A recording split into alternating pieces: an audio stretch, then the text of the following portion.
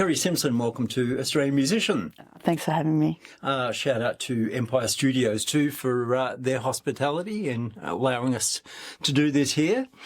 I wanted to go way back, Kerri, to start with. Where did you grow up and was there much music in the home? Well, I grew up in the northern suburbs of Melbourne and there was always music at home. So Dad played accordion and harmonica, guitar. Mum was always singing around the house. So there was always lots of parties, and I started playing accordion when I was about 6 years old. So, and my father was English, so there was a lot of parties, you know, old time sort of sing-along parties and stuff like that. So we'd take our squeeze boxes and provide the entertainment, because in those days, you know, it wasn't particularly wealthy, so they didn't have record players and things, so everybody sat around and sang. So there was always music happening at home. And when I was about 12 or 13, I decided I wanted to have a guitar. Please, Dad, could I have a guitar? So yeah, we went out and got a little guitar and amp and stuff, and I kind of took it from there. But it wasn't probably till I was sort of in my early 20s, like being quite isolated and pre-internet.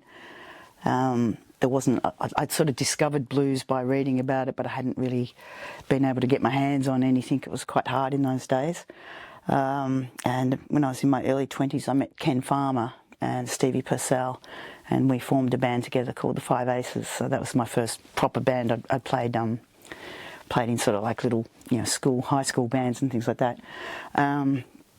And they were fabulous because Ken has this incredible record collection, and he would just bring, you know, records, Zydeco records, for example. I didn't even know Zydeco music existed at that stage. So and Cajun stuff and whatever. So he would bring them and lend them to me and stuff. So it was a huge awakening musically for me at that time.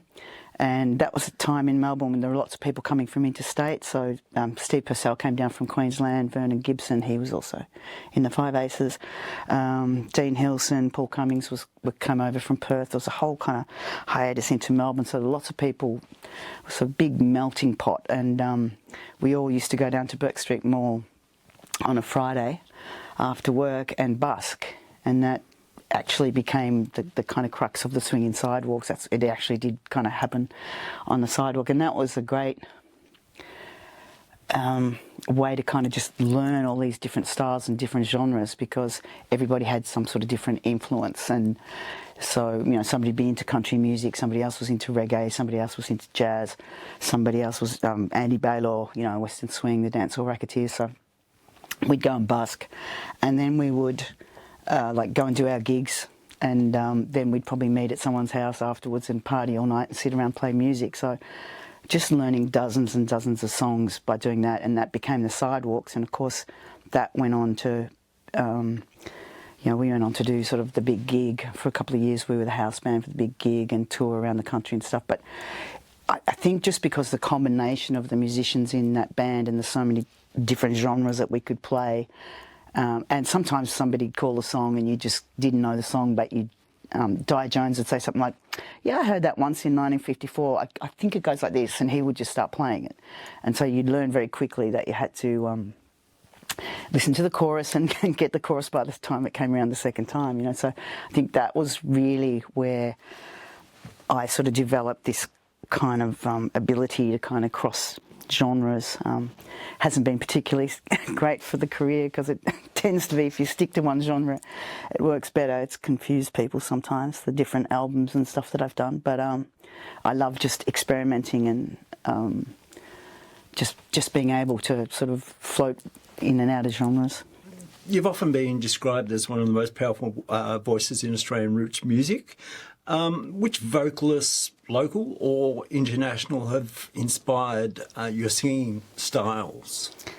Well, I discovered Bessie Smith when I was very young, and I'd read about Bessie Smith via reading about Janis Joplin. As I said, it was pre-internet, so and a school teacher came along. She found out that I liked Bessie Smith, and she bought that, I think it's Chris Albertson biography, and I read that and just instantly fell in love. And then I borrowed my uncle's 3-set Bessie Smith collection, which I still have like 40 years later. And I used to just sing along, to those records. So I'm not a trained singer at all. I just sang along to Bessie's records for years in the lounge room into a broomstick. Aaron Neville was a big influence. I went to New Orleans the first time in 1986 and fell in love with New Orleans, as everyone does.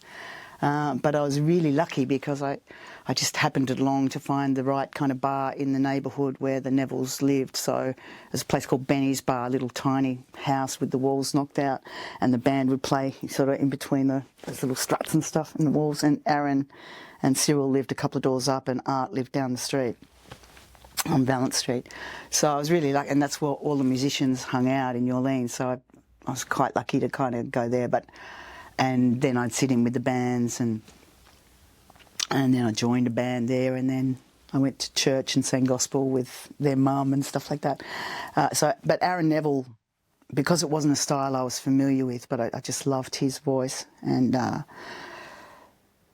different people at different times, like Wendy Saddington here, she was amazing, and I was very fortunate to be able to sit in with her a couple of times before she died. Renee, of course, was always every young Australian girl's idol.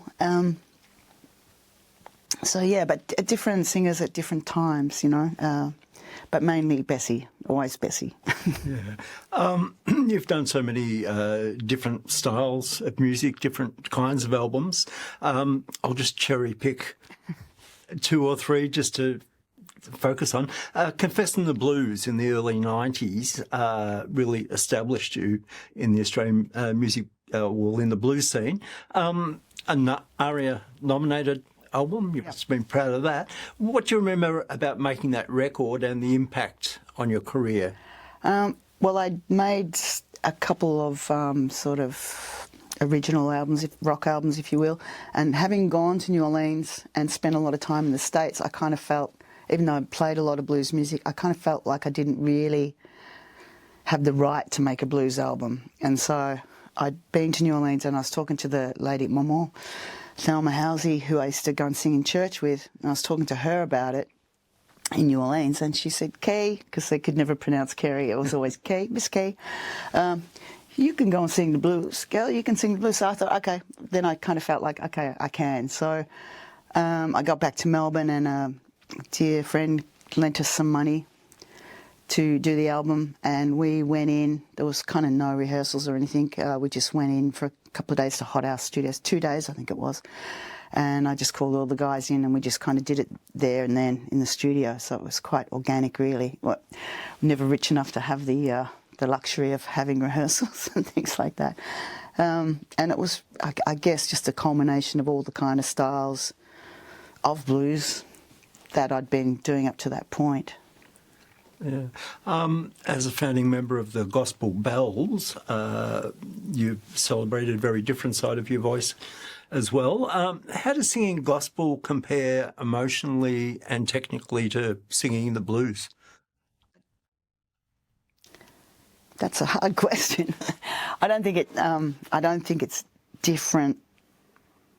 It's very similar in a lot of ways, but I think what's important with both of them is that you really need to understand culturally where those songs come from, or where that genre comes from. So for me, it's really important to understand the context from which those songs are written. So with gospel, the whole sort of social background to a song that might sound like it's singing about Jesus and the Jordan River or whatever, but it's actually talking about slaves trying to escape and giving instructions to other people through song about how to do that. So you need to understand that context to then sing it. It's not just about singing some religious song. There's a whole deeper meaning to all of those songs, and understand. But likewise with the blues, although it's kind of secular music, I'm technically,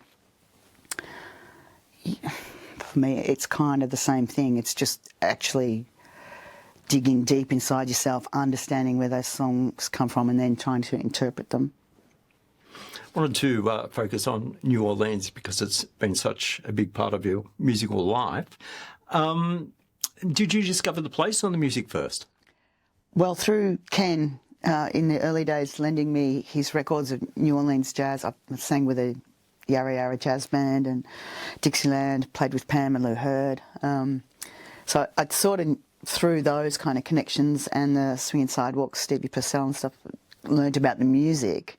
And then, of course, I had to go there, you know. So, and I can remember when I first arrived there, I'd caught the Trailways bus, which is like the poor man's version of Greyhound, across from Los Angeles to New Orleans. And I remember walking out of the bus station with suitcase in hand and just walking around corner and just hearing this music going on and these crowds, and I sort of followed the noise and got onto Canal Street, and there was a Mardi Gras parade happening, and it was like, wow, you know, it just made Moomba look like a little kindergarten fete. You know? It was just, and I just fell in love instantly with the place. And of course everything there is musical, so I have a godson there. He and just sitting around with the family, you know, I realised his uncle was a drummer in the band that I played with. He was drumming a second line beats to teach, you know, my godson how to dance the second line before he could actually walk, you know. And his grandma, who was the lady I went to church with, she was teaching him gospel songs, you know, before he could properly talk. So it's just part of everyday life. You get on a bus and there'll be kids coming home from school with their instruments, you know, their brass instruments, and playing, and the whole bus will be singing. So, yeah, I guess I kind of knew a little bit about the music, but once I got there, I just kind of immersed myself in it, I suppose. And I just loved it and kept going back as often as I could. Yeah. And I was lucky. I just ended up in the right bar at the right time with the right musicians. Yeah. Talking about the right bar, the right place, you supported Dr. John on an Australian tour. What are your memories of that and your interactions with Mac? We didn't really get to talk to him, but it was a fabulous opportunity. But the funniest thing about that was the Melbourne show. I did it with Chris Wilson and Dean Addison. And Chris and I and Dean were sitting side of stage, and there was sort of like the tour manager, I suppose. We were watching Dr. John play and whatever, and I'm talking to the tour manager, and I'm like, because I was going to New Orleans in like 2 weeks' time or something. So I'm saying, oh yeah, you know, this musician, you know, that musician, you know, yeah. And then it really quickly dawned on me that, hold on, I'm the only female backstage, so the reason he's talking to me is not because he's having a conversation about musicians we know in New Orleans. It's because I'm the only female backstage, and he's trying to procure me for later on. So it's just like, shit. But anyway, at some stage that night I had to go to the toilet, so I said to Chris, I'm going to the loo. If I'm not back in 5 minutes, come and find me. So I go to the toilet, and backstage at the Palais, it was at the Palais in St Kilda, you know, people might not be aware, it's just like a cement box. It's really old and it's cold, and it's just like prison cells back there. And they hadn't given us anything in our dressing room. There's no water, no anything like that. So it was just like being in some sort of cement block. So I go to the toilets and I walk out, and there's Chris Wilson astride with his arms like this, standing at the toilet door, making sure nobody attacked me. Oh, good on you, Chris. And then, so that's like my fondest memory of it, really. But then, because they hadn't given us anything, not even a bottle of water, Chris and Dean nicked into Dr. John's dressing room while they're on stage and tucked into their rider and their meat platters and stuff. Yeah, it was great. It was a great opportunity and experience. And was it out of that you got the New Orleans Jazz and Heritage Festival gig? That was it. No, that was a different thing. When I first started playing in New Orleans with the band members from then, they had young nephews. So I'd been going back to New Orleans for, I don't know, 10 years or more then. And so by the time I went to do the Vodou album in Haiti, which I was doing with the Mambo from New Orleans, Sally Ann Glasman, the little nephews had grown up and were young men, and they were playing in bands. And so I went to Haiti and recorded all the voodoo rituals and stuff, came back to New Orleans and then wrote the New Orleans sections of the songs with Norman and Ricky Caesar, Jason Neville, all those guys. So, and we recorded in their studio in New Orleans. And then I came back to Australia, and then I was in contact with Norman. He said, "Hey, we're playing at Jazz Fest. Do you want to come?" I'm like, "I'll be there," you know. So yeah, that came out of working with Norman and Ricky Caesar, the Caesar brothers. Yeah. So you actually performed there? Yeah. How was that experience? It was daunting, you know. It was, I was very proud though, because I got to play my original songs that I'd written for the album on the African American stage, the Congo Square stage, which is for African American music. So I was kind of proud of that. It's like a highlight of my career that I managed to do that with the boys. So. Yeah. Let's talk a little bit about that album, Vodou Songs of the Spirits. Logistically, was it a difficult album to put together? It took years, yeah. It had, in the end, over 100 musicians from, I think, every continent around the world. So, but just getting to Haiti in those days was difficult, and I did that through the connections with the Mambo in New Orleans, Sally Ann Glasman, and then a lot of time, again, pre-internet and whatever, early email, I think, ringing people in America and trying to organise, you know, just things to do in Haiti. So a lot of guys, Haitians, that were working in the States. And so, of course, then we got to Haiti, and it wasn't the best idea I'd ever had. I had all my recording gear and all that sort of stuff, but then didn't factor in the fact that there was no power for 22 hours to 24 hours a day, and then getting actually into the Fours to actually record. That was through Sally Ann. She had connections with Edgar Jean-Louis, the famous Haitian artist and priest, you would put it. So we got in there, and all of it was going to be a soundtrack for a movie based around Sally Ann's kind of career. So I was also recording for the movie, which I don't think actually ever sort of got off the ground eventually, but there was a lot of... when we sort of got there was a lot of people who'd promised a lot of things, and then, you turn up and it's Haiti and they're like, "Oh yeah, I promised you that, but that's just a front for my art business." It's like, great, I've just travelled halfway around the world to find out that you're an absolute fraud. Fabulous, so, and it was pretty hairy even back then. It was pretty scary a lot of the time. So, yeah, I was there's a couple of times where I thought I wasn't going to make it home. So that element of the recording of the album was quite difficult. Then when we got back to New Orleans, I recorded with Norman and Ricky in their studio. That was kind of fine, but that all happened on New Orleans time, so that took a bit of a while to get that all together. And then back in Melbourne with Simon Polinsky, and a lot of Melbourne musicians. So it took a long time to get together, and then once I'd finished it, I found that a lot of people thought it was just weird, and I was, biting heads off chickens and stuff. So every time I sort of approached people about it, they just kind of thought it was this weird, crazy person. So it was kind of hard to get it off the ground. It did do very, very well, but yeah, it was an effort.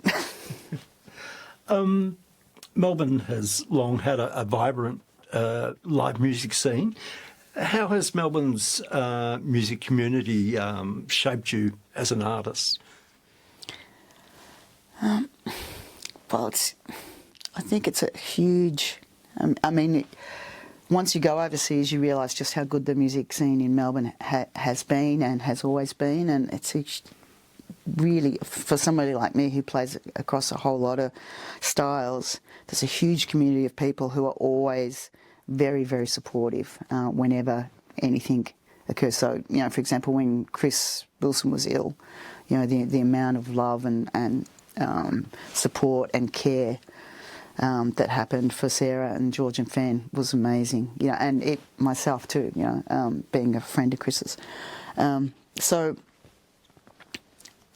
in general, it's a huge thing because there's hundreds of musicians I know, but in general, everybody is incredibly supportive, generous, and I learned a lot along the way growing up through the whole thing of how to sort of conduct yourself and how, not everybody's nice, not everybody's... The music industry is a very hard place, but yeah, I think it's like a family, You know, it's kind of like the obvious thing to say, but it is really like a family. Yeah. And the public radio scene here? That's just amazing, you know, and I've been fortunate to have been part of, Triple R, PBS, 3CR, 3MDR, all those kind of stations. All those stations, PBS and Triple R, I've had a connection with back to the early 80s when, you know, I think Triple R was at Universal Studios in Fitzroy, and PBS in Fitzroy Street with the Moving and Grooving Hour with the Swinging Sidewalks. We'd go up and do the show live to air. And they've always been this incredible amount of people like Helen Jennings, Max Crawdaddy, Johnny Von Goes, you know, Brian Wise, Werner Martin at 3CR, who have just always, and I'm sorry if I forget anyone, but they've always been there and supportive of all the local musicians, you know, and of late, the last, since COVID, I started doing the JVG method on Sundays on Triple R, and that's just been so much fun. And again, just a beautiful community of really different kinds of musicians, but everybody coming together to make the show work every week. So it's been fabulous. And I have filled in a couple of times with Sarah Carroll doing Max Crawdaddy's show when he's on a summer break. And then you realise just how much work these people have put in every week to make a show of 2 hours of music, you know. It's an extraordinary amount of work, but it's really satisfying. Yeah. With your songwriting, you shift genres so often. Do you approach songwriting differently depending on the genre you're working in, or is there a common thread with the way you work? Good question. I guess I sort of approach it the same way. I usually always write the lyrics first, but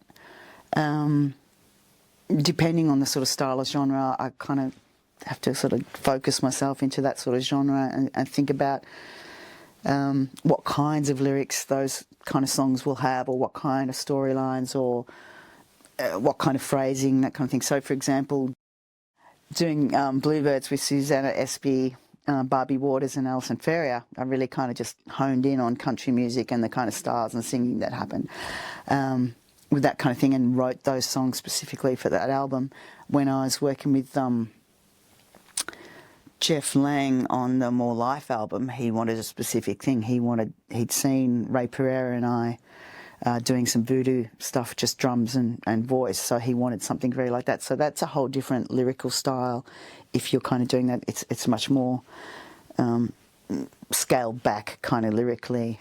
Each genre has a different characteristic in the lyrics, so I usually always start with the lyric first, and then once I have the lyrics, then I the music really kind of writes itself, because depending on the intonation or the words, the chords will become apparent.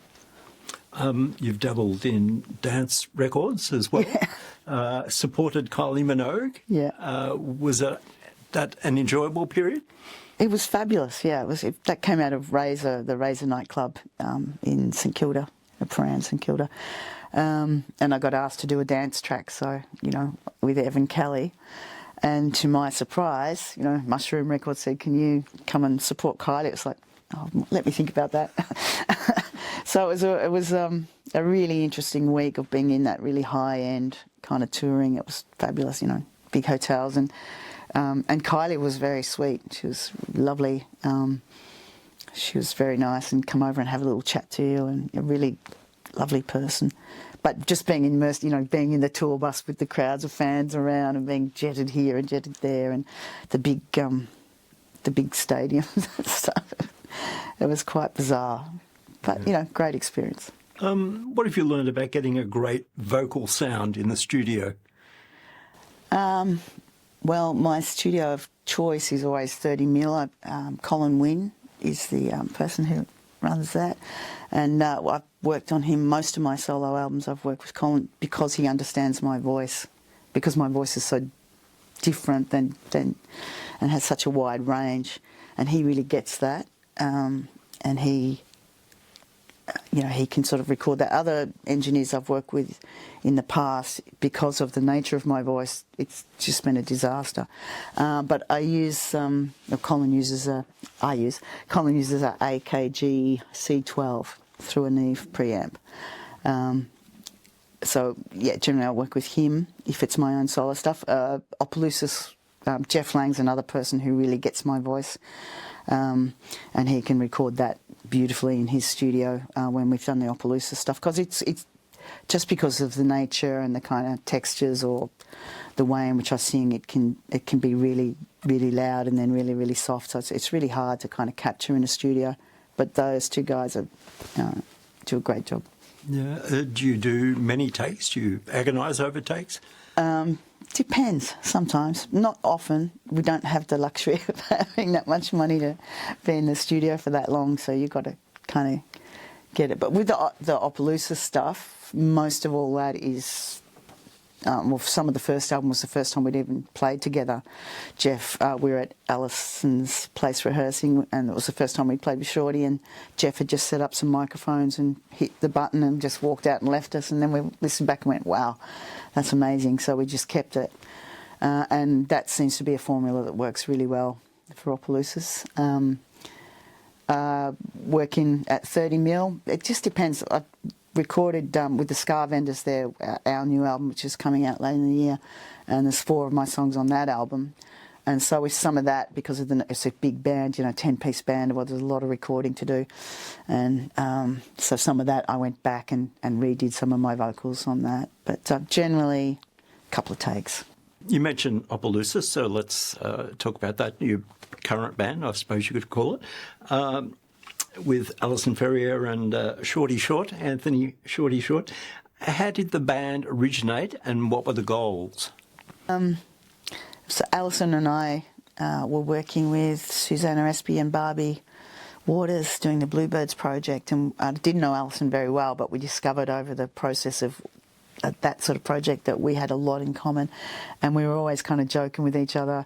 It'd be great to do like a grungy, punky, sort of swampy band, wouldn't it? So we just kind of had that idea there, and then a year or two later, we kind of talked about it and said, look, Shorty would be great. He just has to be the drummer for this band. There's nobody else.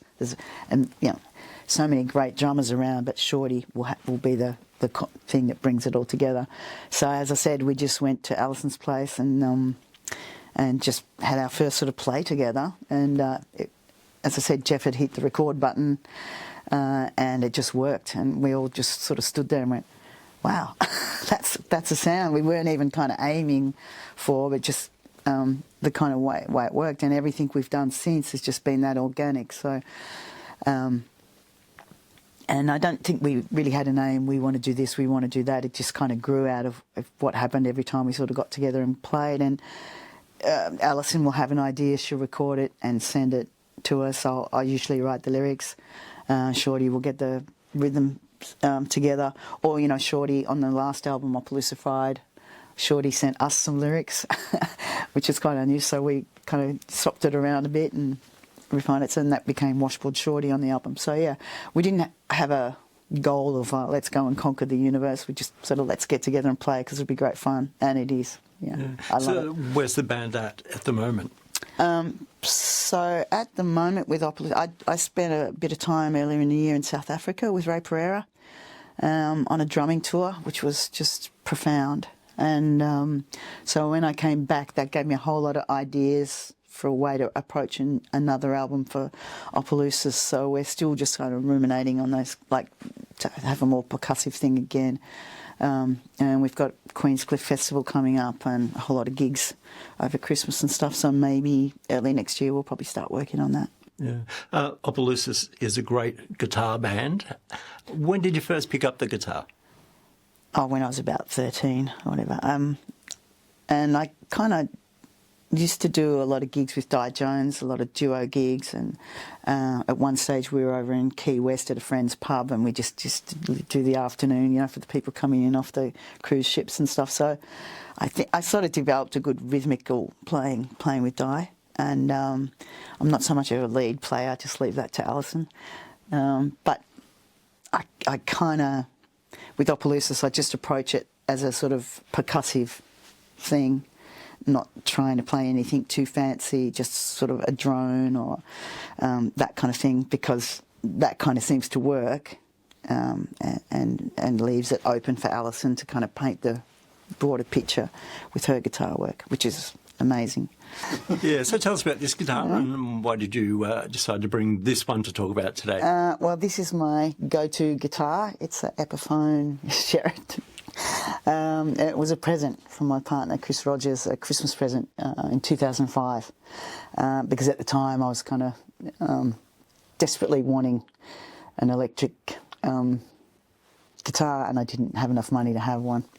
So he gave it to me, and it's been the sort of go-to ever since. And I wrote, I think, all the songs on 4am, maybe by midnight, all the Bluebird stuff, the Scar Vendors stuff, I all sort of write on this guitar. I have others. I've got a Tisco baritone, which I got off Jeff Lang. That's beautiful. I use that in Opalousas, and a Dan Electro baritone. But for 6-string, I use this. And it's great for the sort of grungy Opalousas stuff, but it's also got a nice tone if we're doing the sort of Cajun-y kind of stuff as well with the violin. So. Yeah. Do you use pedals at all with Opalousas, or just go through the amp? No, I use pedals. Not many, not as many as Ali. I use an octave divider on the baritone, which gives it that really weird kind of strange kind of noise, which a few sound guys have gone, that sounds really, it's like, that's how I want it to sound. It's okay. And I've got a Muga tremolo, which Shannon Bourne recommended I should get, and an Archer overdrive, which I put this through, the tremolo and the overdrive, which I put the 6-string through, and the octave divider for the baritone. But other than that, I've got a Albrecht speaker with a Hayden head, and so I use that, and that gives it a really dirty, the dirty Opalousas grunt. So when you acquired this guitar, did it fit well with the amps and pedals that you had?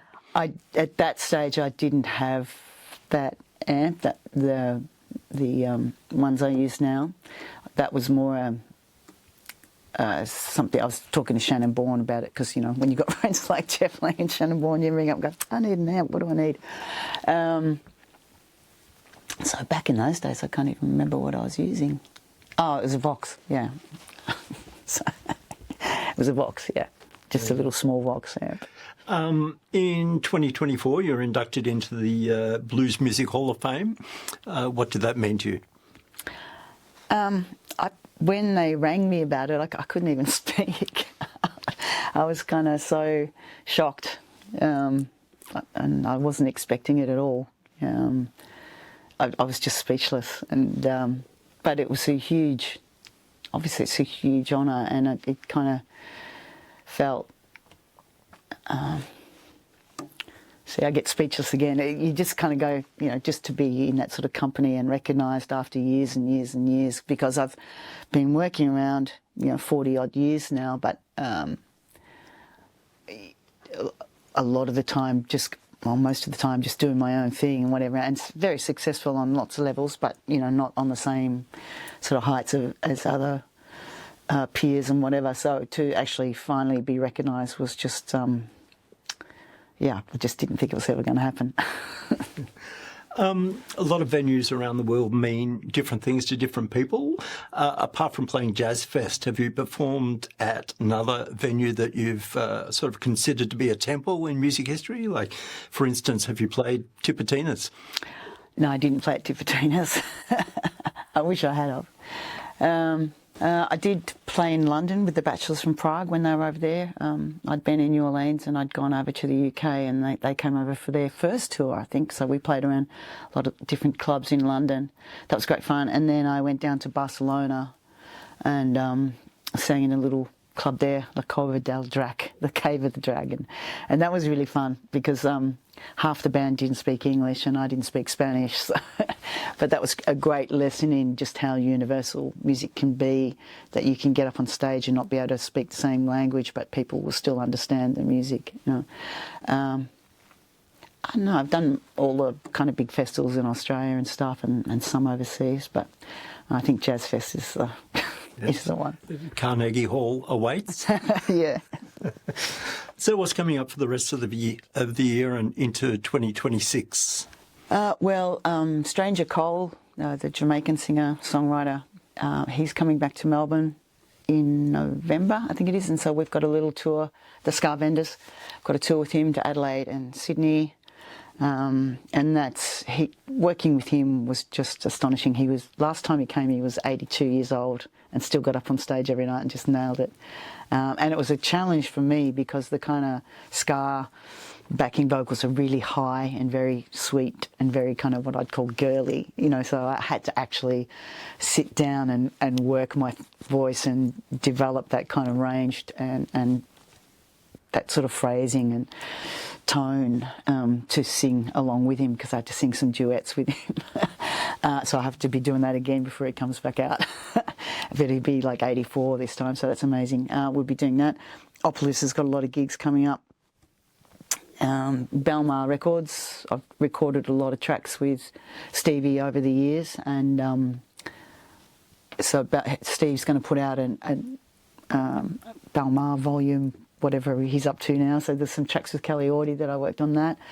And then also PBS Jump in the Blues show, I did some live radio, live to air with Stevie again, and Tom Savitas is going to put that album out sometime this year, so it's going to be pretty busy, I think. Yeah. What are you most proud of in your music career? What am I most proud of?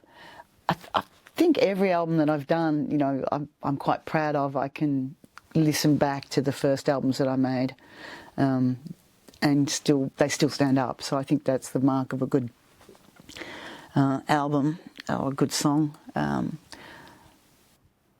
I don't know that there's any one recording that I've made that stands out above the others. I mean, obviously the Vodou album was quite a monumental task, but also, the Opalousas albums are, I think, creatively for me, like the most satisfactory that I've done, and kind of pulled all the little bits of my kind of style, whatever that is. It just culminated and worked really well with the Opalousas. But then, like I did a spoken word thing with Dave Bridie on his It's Been a While Since Our Last Correspondence, and that was challenging because Dave rang up and said, hey, I'm doing this album, do you want to do it? And I'm like, and Kutcha Edwards is doing it, there's all these amazing people, Lana Zabel, the author.